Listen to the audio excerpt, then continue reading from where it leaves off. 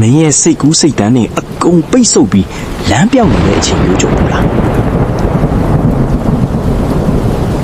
Henry ပကြီးစရာတယောက်ပေါ့ဒါပေမဲ့ဒီကဖိုင်းကျွန်တော်အုံနောက်ကလုံးဝအလုံးမလုပ်တော့ဘူး အဖြူတဲ့ကင်းဘက်စီကြီးကိုကြည့်ပြီးဘာဆွဲရမှမသိပဲယူမတက်ဖြစ်နေရတဲ့ခံစားချက်ကငရဲကြနေတယ်လို့ပဲ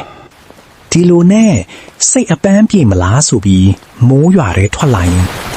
တခါမှမမြင်ဘူးတဲ့လျှို့ဝှက်စမ်းကြဲတဲ့ဆိုင်လေးတစ်ဆိုင်ရှေ့ကိုရောက်သွားခဲ့တယ်ဆိုင်ထဲမှာဖုံတွေတက်နေတဲ့ရှေးဟောင်းပစ္စည်းတွေနဲ့ပြည့်နေပြီးထူးဆန်းတဲ့အေးဆက်ဆက်အငွေ့အသက်ကြီးကလွှမ်းမိုးထားတယ်အဲ့ဒီအချိန်မှာပဲဆိုင်ထောင်းကဖုံနေကြားထဲမှာအဝတ်စုံနဲ့ပတ်ထားတဲ့ကင်းပတ်စအဟောင်းကြီးတစ်ခုကိုကျွန်တော်တတိထားမိလိုက်တယ် ဆိုင်ရှင်အဖိုးကြီးကကျွန်တော်ကိုကြည့်ပြီးဒါကိုယူသွားရင်